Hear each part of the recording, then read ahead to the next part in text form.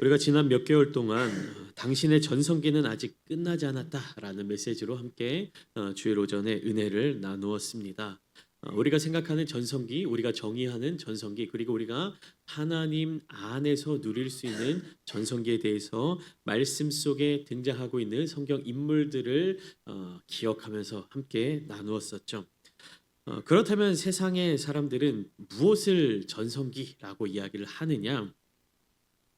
어, 우리가 전성기라는 이 말을 가장 많이 쓰는 분야가 어디입니까? 스포츠 분야죠. 운동 선수들의 어떤 기량이 가장 만개할 때를 전성기라고 이야기를 합니다.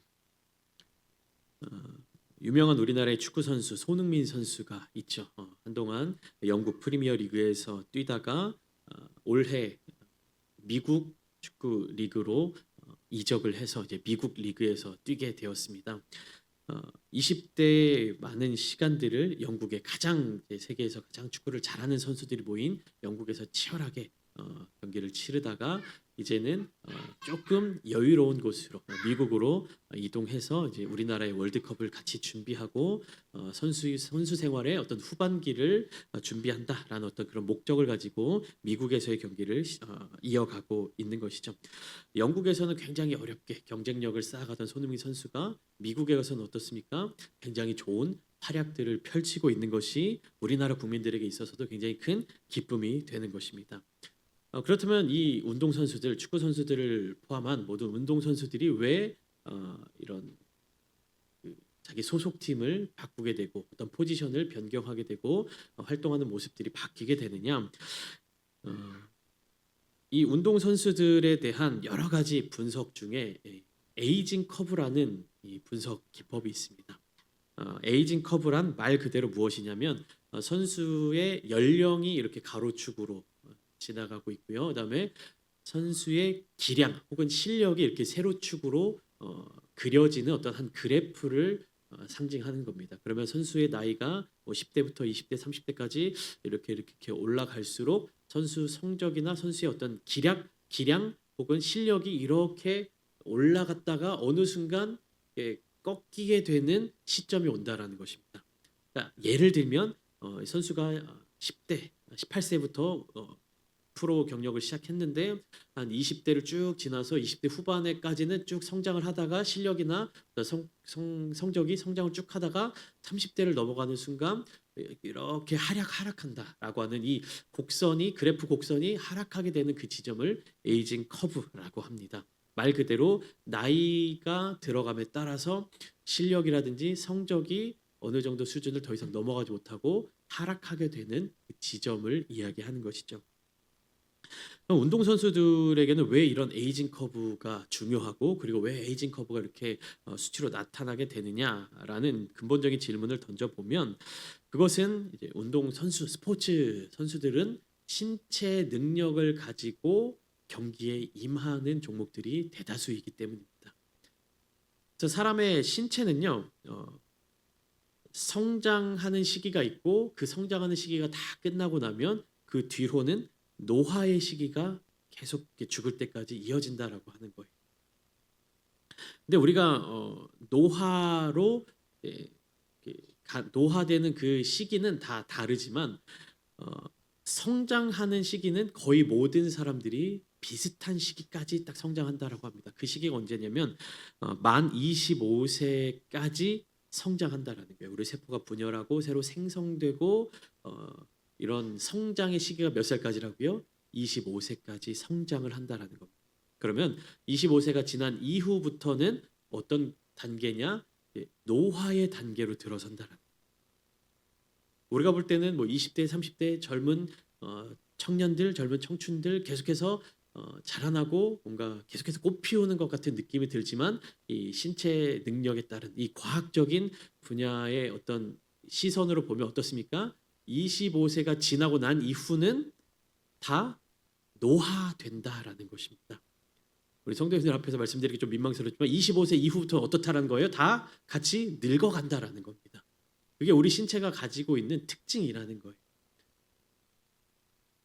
그렇기 때문에 이 몸을 쓰는 운동 선수들, 스포츠 선수들은 그 신체가 성장하고 발달하는 과정까지는 그리고 또 경기를 통한 어떤 경력이라든지 훈련을 통해서 실력이 꾸준하게 성장할 수 있지만 그 신체가 더 이상 성장하지 못하고 신체가 더 이상 발달하지 못하고 노화의 단계를 지나게 되는 그 순간부터는 아무리 노력을 해도 아무리 경력을 쌓아도 어, 그 실력이나 성적이 떨어지는 구간이 올 수밖에 없다라는 것입니다.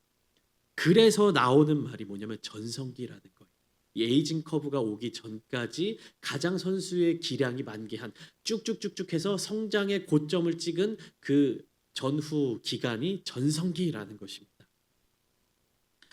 그런데 우리가 계속해서 몇 달간 함께 나누었던 메시지가 있죠. 우리의 전성기는 신체적인 능력에 달려있지 않다. 육체적인 어떠한 능력에 달려있지 않다. 우리의 전성기는 어디에 달려있다라는 것을 우리가 배웠습니까? 하나님의 말씀을 듣고 하나님의 말씀에 순종하고 하나님과 동행하는 그 순간이 우리의 전성기다라고 하는 사실을 우리는 배웠습니다. 그 전성기를 온전하게 누렸던 사람 중에 한 사람이 바로 사도 바울인 것이. 사도 바울에 대해서 우리가 예수님의 제자로서의 삶을 기억해 보면요. 사도 바울은요. 예수님의 제자로 사도로 부르심을 받은 때가 굉장히 늦은 나이였어요. 예수님의 12 제자들처럼 이른 시기에 주님과 함께 동행하고 젊은 나이부터 주님의 부르심을 받았던 것이 아니라 이미 어떤 사회적으로 자기가 경험할 수 있는 모든 것들, 자기가 이룰 수 있는 모든 것들, 또 자기가 가지는 여러 가지 직업들, 배웠던 모든 것들이 다 이미 완성되어 있는, 혹은 다른 말로 표현하면 이미 늦은 그 시기에 예수님의 부르심을 받고 주님을 만나고 사도로서의 사역을 시작했던 것입니다. 그런데요, 바울은요, 자기의 모든 그 사역의 시간을 전성기로 여겼으며, 그리고 고린도후서 4장을 통해서 반복해서 주는 전달하는 메시지가 나타나 있다는 사실을 우리가 오늘 말씀을 통해서 알 수 있게 됩니다. 제가 참 좋아하는 그 성경 장 중에 하나인데 고린도후서 4장 말씀 가운데 딱 하나 한 구절 반복되는 문장이 있습니다. 1절에서 한번 반복되고요. 또 오늘 본문 시작인 16절에 또 나타나는 이 문장이 있어요. 무엇이냐면요. 그러므로 우리가 낙심하지 아니한다. 이것이 고린도후서 4장에서 반복되는 주제입니다. 그러므로 우리가 낙심하지 않는다는 거예요. 그러니까 이것은 무슨 말입니까? 바울은 낙심하지 않는 삶을 살았는데요. 그 낙심하지 않을 수 있는 이유를 가지고 있었다라는 것이요. 그러므로라는 단어는 뭡니까? 원인을 나타내는 거죠. 근거를 나타내는 거죠. 그러니까 어떠한 능력이 있기 때문에, 어떠한 원인이 있기 때문에 바울은요 낙심하지 않을 수 있었다라고 분명하게 이야기를 하고 있는 것입니다. 근데 이 바울의 고백을 자세히 묵상하다 보면 역설적으로 무슨 어떤 것을 알 수 있느냐면 바울이 얼마나 그의 인생의 사역의 과정 가운데 낙심할 만한 상황들을 많이 경험했는지를 알 수 있게 되는 거예요. 낙심할 만한 많은 상황들이 있었기 때문에 바울은요 오히려 그 안에서 그러므로 낙심하지 않는다라는 고백을 할 수 있는 것입니다. 여러분 낙심할 만한 상황을 겪지 않으면 어떻습니까? 낙심하지 않을 수 있다. 낙심하지 않는다라는 고백이 나올 필요가 없는 것이에요. 그러나 낙심할 만한 상황 가운데 그것을 이겨내고 견뎌내고 통과해낼 수 있었기 때문에 바울은요 고린도 교회를 향해서 그러므로 우리가 낙심하지 아니하노니라고 이야기하고 있는 것입니다. 고린도 교회의 사역의 한정에서만 바라보더라도 바울은요 이 고린도 교회 성도들로 말미암아 정말 이 고린도 교회를 세우기 위해서 정말로 많은 고난을 참아냈다, 감당해냈다라는 사실을 알 수가 있습니다. 고린도 교회의 성도들은요 바울의 사도권을 의심했고 바울의 어떤 치리권에 대해서 동의하지 않았습니다. 그를 비난했고 사도 바울이 고린도 교회에 심어놓은 어떤 사역의 열매들이 맺어지는 것이 아니라 오해가 더 많이 생겨나게 되고 동역자들마저 사도 바울의 곁을 떠난 경험을 하게 되었습니다. 그런데 그런 모든 상황 가운데서도 바울은요 낙심하지 않는다라고 고백하고 있는 것이에요. 여러분 오늘 우리도 마찬가지입니다. 가정의 문제, 직장의 어려움, 인간관계의 상처, 때로는 교회 안에서도 우리의 마음이 무너질 때가 있습니다. 실망할 때가 너무나도 많이 있습니다. 그런데 그런 저와 여러분들을 향해서 오늘 본문 말씀을 통해 사도 바울은 이렇게 묻고 있습니다. 당신은 왜 낙심하고 있습니까? 그리고 무엇으로 일어날 수 있습니까? 이런 질문을 던지고 있는 것이. 여러분, 우리는 이 질문을 통하여서 답을 얻어야만 합니다. 우리는 낙심하지 않을 수 있다. 무엇으로 말미암아? 오늘 본문을 통해서 함께 그 답을 찾아가 보고자 합니다. 바울은요, 이 고린도후서를 쓸 때요, 육체적으로 굉장히 나이가 들어가고 있고 또 온갖 질병으로 인해서 고통들도 점점 더 커져가고 있는 상황이었어요. 바울이 이 고린도후서의 말씀을 쓸 때 젊은 2, 30대 나이가 아니었습니다. 최소 50대, 60대 나이를 바라보는 그때에 썼다라고 신학자들은 해석하고 있어요. 근데 그 연령에 건강한 몸도 아니고 굉장히 여러 가지 질병을 품고 살았던 사람이 바로 바울이었습니다. 그럼에도 불구하고 바울은요, 결코 낙심하는 모습을 보이지 않았다라는 것이요. 그리고 그 능력의 비밀에 대하여서도 이 고린도후서라고 하는 편지를 통하여서 고린도 교회 성도들 향하여서 보내고 있다라는 것입니다. 어떻게 그렇게 할 수 있었을까요? 우리는 낙심하지 않는 믿음을 오늘 함께 나누기 전에 먼저 이 단어의 의미를 곱씹어 보았으면 좋겠습니다. 여러분, 낙심이라는 단어가 무엇입니까? 한자어인데요, 말 그대로 떨어질락의 마음 심자입니다. 이것을 헬라어 원어로 살펴보아도 이 마음이 아래로 떨어진다라는 그런 의미를 갖고 있어요. 이거 무엇입니까? 마음이 아래로 떨어진다? 마음이 무너진다. 마음이 무너져 버렸다. 그리고 마음의 어떤 방향을 잃어버린 상태를 이야기합니다. 여러분, 오늘날을 살아가는 우리들에게 있어서도 낙심한다라는 이 말은요, 굉장히 익숙하고 자연스러운 단어입니다. 말씀드렸다시피 직장에서는 미래에 대한 불안으로, 그리고 가정에서는 어떤 어려움으로, 가정의 관계의 어떤 깨어짐과 그런 불편함으로, 또 교회 안에서도 사역의 부담감과 인간적인 오해로 말미암아 낙심하게 되는 일들을 우리가 많이 경험하게 됩니다. 마음이 떨어진다라는 이 표현을 하게 된 이유가 무엇입니까? 마음이 떨어지는 그 고통이요, 육신이 떨어지는 고통보다 더 아프기 때문일 것입니다. 우리가 어디선가 떨어지게 될 때, 낙상이라 그러죠. 떨어지면서 이렇게 다치게 되는 어떤 상처들, 그것보다도 더 큰 아픔, 그것보다도 더 큰 고통이 마음이 떨어지는 아픔이기 때문일 것입니다. 그렇게 이 낙심은요, 어떠한 조건이나 환경보다도 이 마음의 방향이 무너졌을 때 급격하게 찾아오게 됩니다. 상황이나 환경이나 이런 어려움으로 말미암아 그것이 1차적인 원인이 되는 것이 아니라 무엇입니까? 여러 가지 상황과 환경으로 말미암아 내 마음의 방향성을 잃어버렸을 때 우리는 낙심하게 된다라고 이야기를 하죠. 그러나 사도 바울은요, 고린도서 4장의 말씀을 통해서 이렇게 놀라운 고백을 하고 있습니다. 그는 감옥과 고난, 조롱과 배신의 한 가운데서도 이렇게 이야기하고 있습니다. 오늘 보면 16절 말씀이죠. 그러므로 우리가 낙심하지 아니하노니. 어떻게 이런 고백이 가능했을까요? 바울은요, 고린도서 4장 전체를 통해서 낙심하지 않을 수 있는 비밀을 3가지 조건으로 풀어내고 있습니다. 오늘은 우리 본문을 중심으로 묵상하며 바울이 체험한 날마다 새로워지는 은혜를 함께 찾아내기를 소망합니다. 낙심이라는 말에 대해서 조금 더 깊게 다가가 보면요, 이 낙심이라고 번역된 단어의 헬라어 원어는요, 엔카케오라는 단어입니다. 말씀드렸다시피 이 헬라어 원어로도 마음이 떨어진다라는 의미를 포함하고 있는데요, 더 구체적으로 이야기하면 마음이 풀어져 버리다, 그리고 용기를 잃어버린다라는 뜻도 포함되어 있습니다. 이 마음이 풀린다라는 것은 마음이 녹는다, 마음이 여유로워진다, 이런 의미가 아니라 우리가 뭔가 충격적인 일을 경험할 때 어떻습니까? 다리가 풀린다라고 하잖아요. 다리가 풀려서 주저앉는 그런 경험들을 한 번씩 해보셨을 거예요. 그런 느낌처럼 마음이 풀려가지고 털썩 주저앉게 되는 경험을 의미합니다. 이와 같이 우리는 삶 속에서 수많은 낙심할 만한 일을 겪을 때가 많이 있습니다. 그리고 그런 일들은 우리의 감정을 굉장히 감정에 굉장히 큰 영향을 미치게 되죠.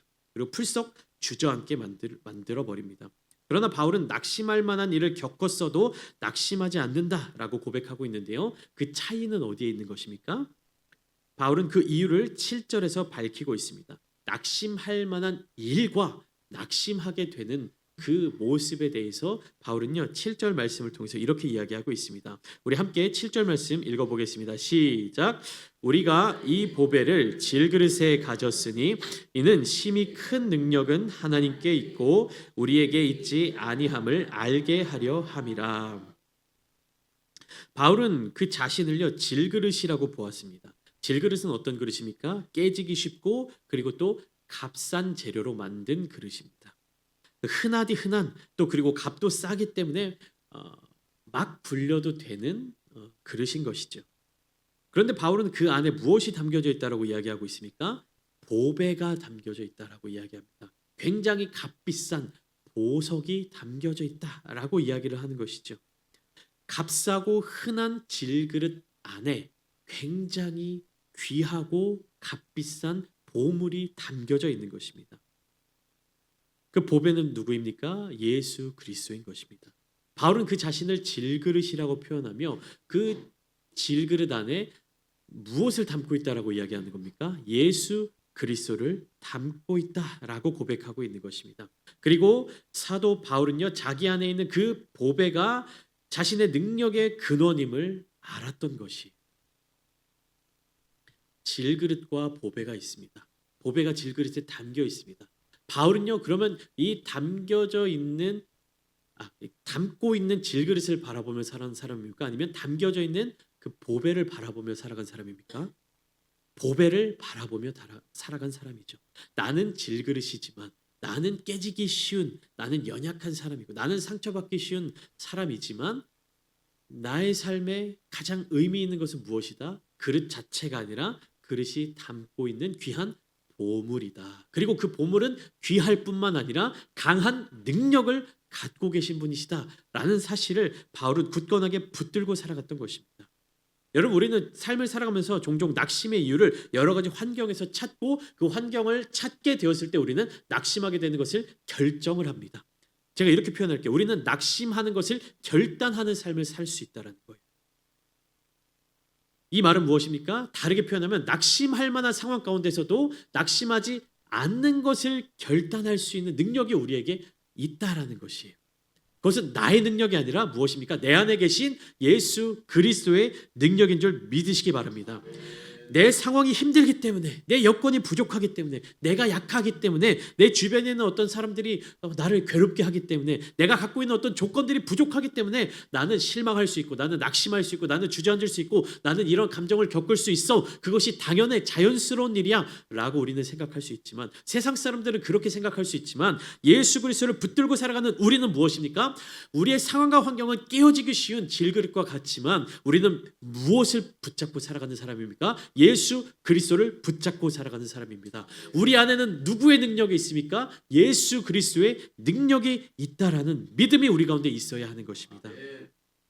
그 믿음을 통해서 주님의 능력이 우리의 삶에 나타나게 되는 것이에요. 주님께서 아무리 능력이 크시고 주님께서 아무리 그 능력을 우리에게 사용하시려고 한다 하더라도 우리에게 믿음이 없다면 예수 그리스도의 능력이 우리의 삶의 자리 가운데 나타날 수 없다라는 것입니다. 여러분 삶의 조건들, 우리가 누리는 것들, 우리가 쥐고 있는 것들, 우리가 기뻐할 수 있는 어떤 여러 가지 상황과 환경은요 겉사람에 속한 것들이 언젠가는 한계를 만나게 되는 것, 즉 언젠가는 사라져버리게 될 것입니다. 우리는요 언젠가 사라져버릴 것들을 붙잡고 그것으로 기뻐하고 또 때로는 그것으로 슬퍼하고 낙심하게 되는 일들이 너무나도 많이 있습니다. 그러나 사도 바울의 고백처럼 여러분 그것들은 겉사람에 속한 것들이에요. 낡아질 수밖에 없는 것들입니다. 우리의 육체적인 건강, 에이징 커브를 말씀드렸죠. 25세 이후로는요 노화된다는, 낡아져 간다라는 거예요. 그것으로 우리는 막 낙심하게 되는 거예요. 내가 왜 이렇게 몸이 약해졌지? 내가 왜 이렇게 나이가 들어가지? 내가 왜 이렇게 늙어가지? 라는 그런 슬픔 때문에 낙심하게 되는 사람들이 많이 있다라는 것입니다. 근데 참 아이러니한 일은 무엇이냐? 그런 육체적인 혹은 외모의 아름다움, 육체적인 건강함 때문에 전성기를 누렸던 사람들이 그것으로 말미암아 낙심하게 되는 그 폭이 크다라는 거예요. 여러분 연예인들 어떻습니까? 젊은 시절에 20, 30대 젊은 외모가 가장 절정의 아름다운 시기를 지날 때 그 시기에 많은 찬란한 빛을 받고 그런 어떤 기쁨을 누렸던 연예인들이 나이가 지나고 어떤 전성기를 지나고 사람들이 나를 찾아주지 않고 어떤 작품에서도 어떤 성과가 나타나지 않을 때 극단적인 선택을 하는 경우들이 굉장히 많이 나타나지 않습니까? 때로는 우리는 이해가 되지 않아요. 20대의 젊은 정말 빛나는 그 청춘들이 스스로 생을 마감하게 되는 경우가 너무 많아요. 왜 그렇습니까? 더 젊은 나이에, 더 어린 나이에 너무나도 큰 전성기를 누렸기 때문에 그 이후에 나타나게 되는 에이징 커브, 그 이후에 나타나게 되는 우리가 정상을 올라가게 되면 반드시 내려오게 되는 단계를 거치잖아요. 그 내려오는 낙폭이 너무나도 크기 때문에 낙심하게 된다. 운동선수들 어떻습니까? 혹은 육체적으로 건강함을 통해서 무엇인가를 누렸던 사람들은 어떻습니까? 몸이 노화가 되고 더 이상 이전의 기량을 회복하지 못하고 더 이상 이전에 내가 자랑하고 내세울 만한 것들이 사라지게 될 때 크게 낙심하게 되는 경우를 발견하게 되는 것입니다. 여러분, 이런 모든 것들은요 겉사람이에요. 낡아질 수밖에 없는 것들입니다. 육체나 외모나 이런 것뿐만 아니라 우리가 갖고 있는 어떠한 것들, 우리가 이것만은 놓칠 수 없어라고 붙잡고 있는 것들, 그것이 권력이 되었든 어떤 명예가 되었든 그것이 어떤 재물이 되었든 영원할 것 같아 보이지만 영원할 수 없다라는 사실을 우리는 깨달아야 하는 것이에요. 능력이 우리에게 있지 아니함. 능력이 우리에게 있지 아니하기 때문에 바울은요 낙심하지 않을 수 있다라고 고백하고 있는 것이에요. 여러분, 이 말이 이해가 되십니까? 7절 말씀을 다시 보시면 이는 심히 큰 능력은 하나님께 있고 우리에게 있지 아니함을 알게 하려 함이라 바울이 이렇게 고백하고 있어요. 다시 말하면 무엇입니까? 큰 능력이 나에게 없기 때문에 나는 낙심하지 않을 수 있고 큰 능력이 나에게 없기 때문에 나는 기뻐할 수 있고 큰 능력이 나에게 없기 때문에 나는 감사할 수 있다라는 것입니다.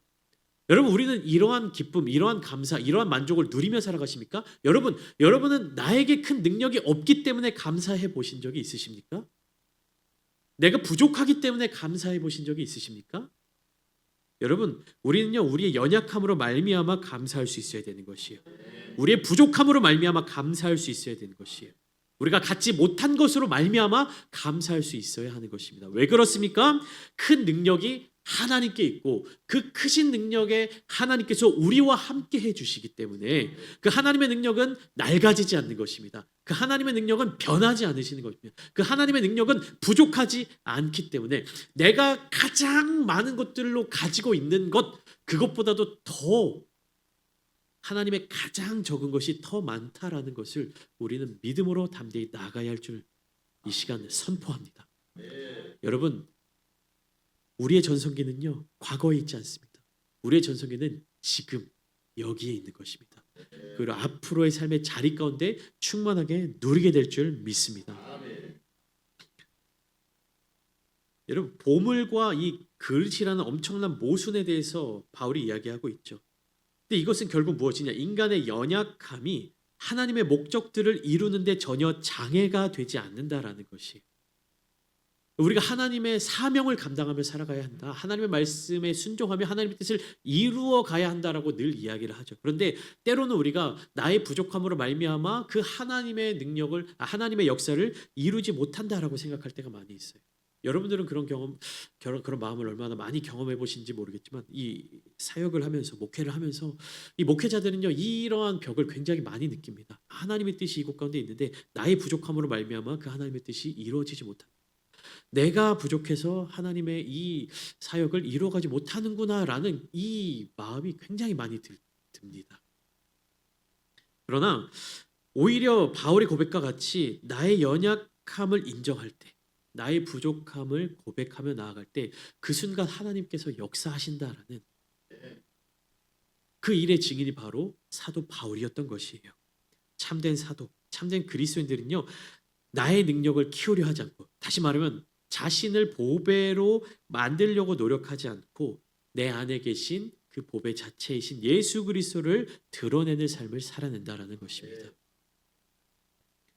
질그릇을 위하여 보배가 존재하는 것이 아니라 보배를 위하여 질그릇이 존재하는 것처럼 여러분 우리가 우리의 삶을 예수 그리스도를 위하여 드릴 때 그때 우리의 삶이 주님으로 말미암아 빛나게 될 줄 믿으시기 바랍니다.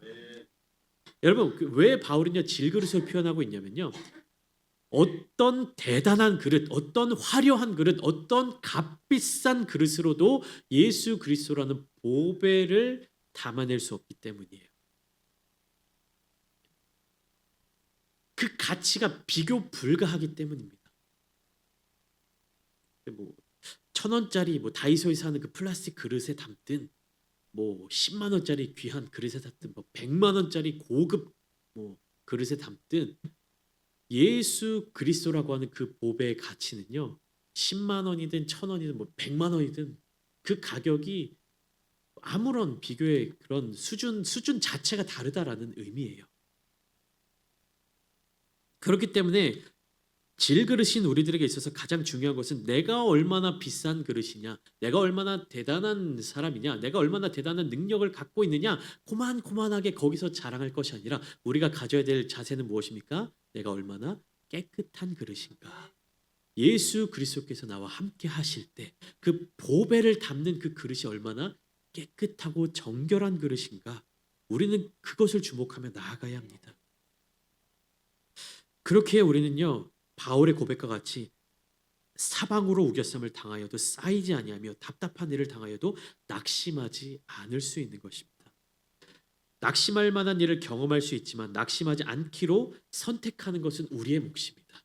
낙심할 만한 상황을 그대로 받아들이든지 그 상황과 관계없이 우리가 낙심하지 않는 것을 선택하든지 그것은 우리의 믿음에 달려 있다라고 바울은 이야기하고 있는 것입니다. 여러분 낙심할 만한 일을 경험하는 것과 낙심하는 것은 다릅니다. 제가 여러 번 강조드렸습니다. 우리는 종종 이 두 가지를 혼동합니다. 문제가 생기면 곧 우리의 믿음이 약해졌다라고 느끼고 상황이 어렵다고 곧 하나님이 멀어진다라고 느끼게 됩니다. 그렇게 생각합니다. 하지만 바울은 이야기합니다. 고난은 피할 수 없다. 고난은 피하는 것이 아니다. 그러나 그 속에서 무너지지 않는 마음의 능력은 예수 그리스도로부터 나타나게 된다. 그 능력이 바로 하나님께로부터 오는 내적인 생명력 곧 우리의 속사람의 새로움입니다. 시편 42편 5절에서도 시편 기자는 이렇게 고백하죠. 내 영혼아 네가 어찌하여 낙심하며 어찌하여 내 속에서 불안해하는가. 너는 하나님께 소망을 두라. 그가 나타나 도우심으로 말미암아 내가 여전히 찬송하리로다. 여러분 낙심하지 않을 수 있는 새로운 능력은요. 한 번 받고 끝나는 것이 아니에요. 우리가 구원의 은혜 구원의 어떤 열매 이것도요. 한 번 받고 끝나는 것이 아니라 무엇입니까? 매일매일 새롭게 받아야 하는 것이에요.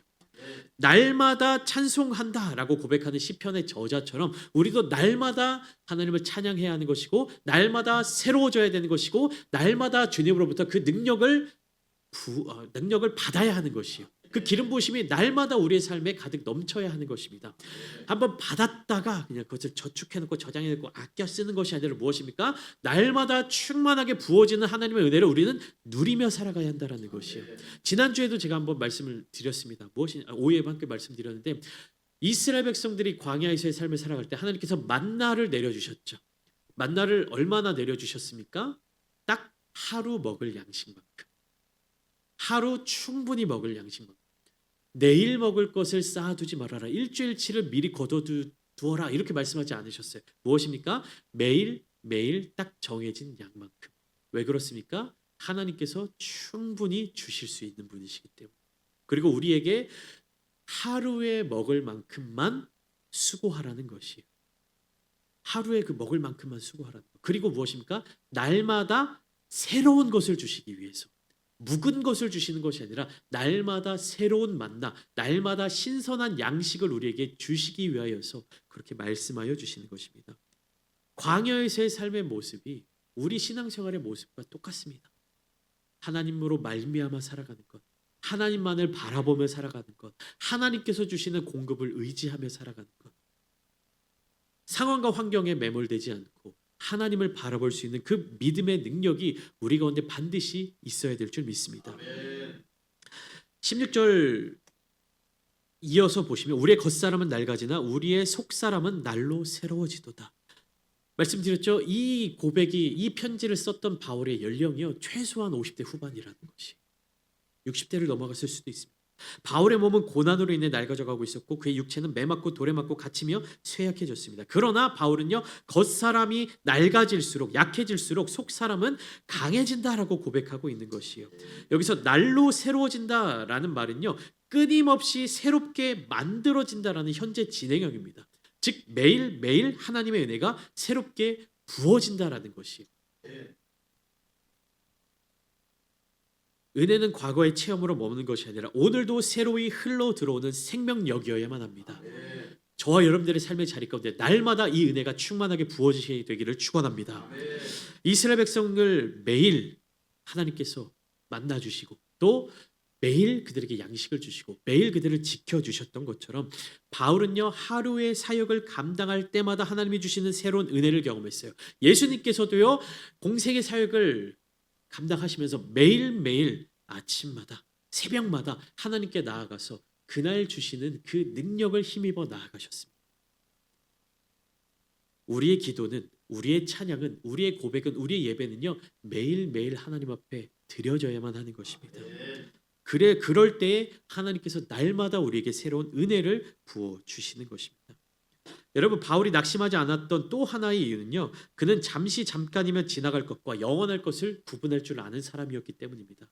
오늘 보면 17절 말씀을 보시면 우리가 잠시 받는 환난에 경한 것이 지극히 크고 영원한 영광에 중한 것을 우리에게 이루게 함이니. 그가 받는 육체의 고난, 너무나도 극심한 고통, 죽을 뻔한 위기를 여러 차례 넘기고 매를 수도 없이 맞고 감옥에 여러 차례 갇혔는데 그는요, 그 환난을 잠시 받는 것이라고 이야기했고요, 가벼운 것이라고 이야기했습니다. 왜 그러냐? 잠시와 가벼움, 이것은요, 절대적인 표현이 아닌 것이 상대적인 표현인 것이. 여러분, 바울의 인생에서 최소한 20년은요 고난과 고통을 감당한 사역의 시간들이었어요. 근데 그 정확한 시간은 알 수 없지만 그 20년 동안 고통당하고 20년 동안 배고프며 20년 동안 헐벗고 굶주리고 매를 맞고 그렇게 정처 없이 떠돌아다니며 살아가는 그 고통이 여러분 짧습니까? 그렇지 잠시입니까? 20년이라는 시간이? 그 고난이 가벼운 고난이었습니까? 그런데요, 이 고난과 가벼움은요 상대적인 것이에요. 절대적이 아닌 것이에요. 무엇과 비교하느냐에 따라서 다르다라는 것입니다. 여러분, 20년이라고 하는 이 시간을요 10년과 비교하면 어떻습니까? 깁니다. 1년과 비교하면 어떻습니까? 너무 깁니다. 제가 두 자녀를 키우지 않습니까? 이제 3살, 이제 2살, 만으로 1살, 2살 이렇게 돼 있는데 이 아이들의 입장에서 5년이라는 시간은 어떻습니까? 경험해 보지 못한 너무나도 긴 시간입니다. 그러나 저와 여러분들에게 5년은 어떻습니까? 굉장히 짧게 순식간에 지나가 버린 시간이죠. 상대적인 것이에요. 바울은요, 자기가 경험한 이 고난의 시간을 무엇이랑 비교했냐 하면 육신의 몸을 가지고 자기가 충만하게 누렸던 과거의 어떠한 시간과 비교한 것이 아니라 젊은 청년기의 어떤 그 시간과 비교한 것이 아니라 저 천국에서 누리는 영원한 기쁨과 비교하게 된 것입니다. 그러니까 그 영원한 기쁨과 비교했을 때 자기의 남은 인생에 자기가 주님을 만난 이후에 그 수십 년의 인생 동안 경험한 그 고난은 잠깐이라는 것이, 바울은 그것을 바라본 사람입니다. 영원한 기쁨을 바라볼 때 그 고난의 시간은 잠깐이라는 것입니다. 그 고난의 수준이 가벼웠냐? 결코 가볍지 않았습니다. 그러나 바울은요 하나님의 은혜의 무거움을 바라봤던 사람입니다.